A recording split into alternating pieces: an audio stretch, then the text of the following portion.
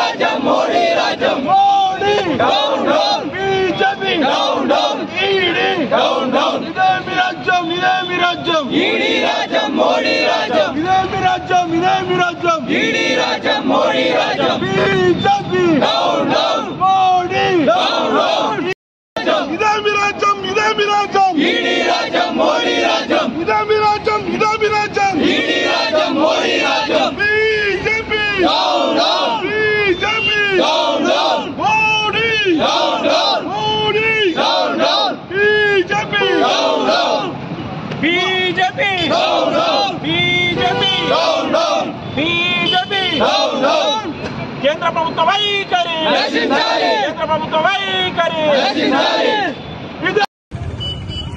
ఈరోజు భారతీయ జనతా పార్టీ కేంద్ర ప్రభుత్వంలో ఉండి ఈడీ శాఖను ఏ విధంగా వినియోగించుకుంటుందంటే చేతిలో కీలుబొమ్మలాగా వాడుకుంటడం జరుగుతుంది. పార్లమెంటులో మహిళలకు 50% రిజర్వేషన్ చెప్పి గొప్పలు చెప్పుకుంటున్న నరేంద్ర మోడీ అదే మహిళలను రాజకీయ రంగంలో దూసుకెళ్తున్న వాళ్లను ఇతర పార్టీ వాళ్లను అంచువేత ధోరణుల రూపంలో ఈరోజు తెలంగాణలో స్పష్టమైంది. భారత పార్టీ అయినటువంటి మహిళా నాయకురాలు కల్వకుంట్ల కవిత గారిని ఈ రోజు 5 గంటల 20 నిమిషాలకు అరెస్ట్ చేశామని మేము ఇంతకుముందుకే ఎలక్ట్రానిక్ మీడియాలో చూడడం జరిగింది. ఎలక్ట్రానిక్ మీడియాలో కేటీఆర్ గారు స్పష్టంగా ఎవరైతే అధికారులు ఉన్నారో బానిపడే అధికారులతో స్పష్టంగా మాట్లాడడం జరిగింది. ఈ రోజు శుక్రవారం చూసే మీరు శనివారం ఆదివారం కోర్టు ఆర్డర్స్ ఉంటాయని చెప్పి మీరు ముందు జాగ్రత్త కొద్దీ మీరు అందరూ మా ఇంటి పైన వచ్చి ఇది సోదాలని చెప్పి కవిత గారికి సోదాలు చేసి సుమారు 4 గంటల పైగా 4 గంటలు సోదాలు చేసిన తర్వాత కూడా సోదాలు కంప్లీట్ అయిన కవిత గారిని అరెస్ట్ చేసి అన్నాక కూడా కుటుంబ సభ్యులను కూడా ఇంట్లోకి రానివ్వలేదు. అలాగే హరీష్ రావు గారు కేటీఆర్ గారు అధికారులను నిలదీసినప్పుడు అప్పుడు కేటీఆర్ గారిని హరీష్ రావు గారిని ఇంట్లోకి పిలవడం జరిగింది. వాళ్ళు సుస్పష్టంగా అధికారులను అడగడం జరిగింది. మీరు ఇవాళ చట్టాన్ని ఉల్లంఘించి మీరు పనులు చేస్తున్నారు. సుప్రీంకోర్టు సూచనలు కూడా బేఖాతరు చేస్తూ ఈడీ అధికారులు మీరు అరెస్ట్ చేయడం జరుగుతున్నది. కోర్టు పరిధిలో సుప్రీంకోర్టు గారు చెప్పిన ప్రకారం అరెస్ట్ చేయమని చెప్పి మీరు గతంలో కోర్టుకు మీరు నివేదిక వేయడం జరిగింది. ఆ నివేదికను పట్టించుకోకుండా సుప్రీంకోర్టు సూచనలు బేఖాతరు చేస్తూ ఈరోజు కవిత గారిని అరెస్ట్ చేయడం ఇది పూర్తిగా రాజకీయ కక్ష కోణంలో మేము చూడడం జరుగుతుందని చెప్పి వాళ్ళు స్పష్టంగా చేయడం చేసింది. వెంటనే మా కార్యకర్తలు ముస్తాబా మండల కేంద్రంలో ఈ వార్త వినగానే ఎలక్ట్రానిక్ మీడియాలో రావడంతోనే ఇక్కడ అందరూ జమై భారతీయ జనతా పార్టీకి పూర్తి స్థాయిలో మేము నిరసన వెలుబుచ్చడం జరిగింది. ఇది మహిళలను అణచివేసే కుట్ర, ఒక జాతీయ పార్టీలను అణచివేసే కుట్రగా మేము భావిస్తున్నాము. మహిళా నాయకులు ముందుకు రావాలని వీరే పార్లమెంట్ లో బిల్లు పెట్టామని చెప్పి గొప్పలు చెప్పుకునే ఈ రోజు రాష్ట్ర బీజేపీ నాయకులు రేపు ఏం మాట్లాడతారో వాళ్ళని నిలదీస్తాము. బీజేపీ నాయకులు పార్లమెంట్ ఎలక్షన్ లో ఓట్లాడడానికి వస్తే మేము ఖచ్చితంగా నిలదీస్తామని చెప్తూ ముస్తాబాద్ మండల బీఆర్ఎస్ పార్టీ తరఫున మేమందరం నిరసన తెలియజేస్తూ మేమందరూ కవిత గారిని అరెస్టు నిరసన ఖండిస్తున్నాం. ఈరోజు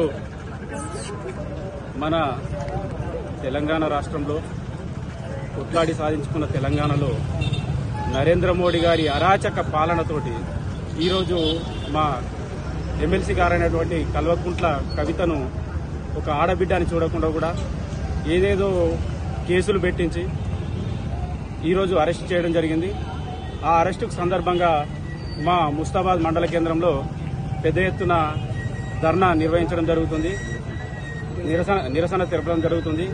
మరియు మోడీ గారి హయాంలో ఏం నడుస్తుందిరా బాబు అంటే ఈడీ ఎవరైతే ఆయనకు వ్యతిరేకంగా ఏమైనా రాజకీయ శక్తులు చేస్తే ప్రధానంగా ఆయన ఏం చేస్తుండు, ఈడీ అనేది దాన్ని దగ్గర పెట్టుకుని ఆ నాయకుల మీద ప్రేరేపిస్తుండు. ఏదో లేనిపోని కేసులు పెట్టించి వాళ్ళను మొత్తం భయానికి గురి చేస్తుండు. కాబట్టి నరేంద్ర మోడీ గారు ఏం చేయాలన్నా మొత్తం ఏ నాయకునికైనా ఆయన చెప్తే వినకుంటే మొత్తం ఈడీ అనేది కేసులు పెట్టి భయానికి గురి చేసి ఇలాంటి అరెస్టులు చేయించడం చాలా దారుణమైన విషయం. దీన్ని మేము ముస్తాబాద్ మండల తరఫున ఖండిస్తున్నాం. ముస్తాబాద్ మండల కేంద్రంలో ఉన్నటువంటి బీజేపీకి వ్యతిరేకంగా మరి బీజేపీ ఏదైతే రాజ్యాంగేతర సంస్థలను నిర్వీర్యం చేస్తూ వాళ్ళని అంటే రాజ్యాంగం సంబంధించినటువంటి ఏ సంస్థను కూడా భారత ప్రభుత్వం అనేది ముట్టుకోకూడదు.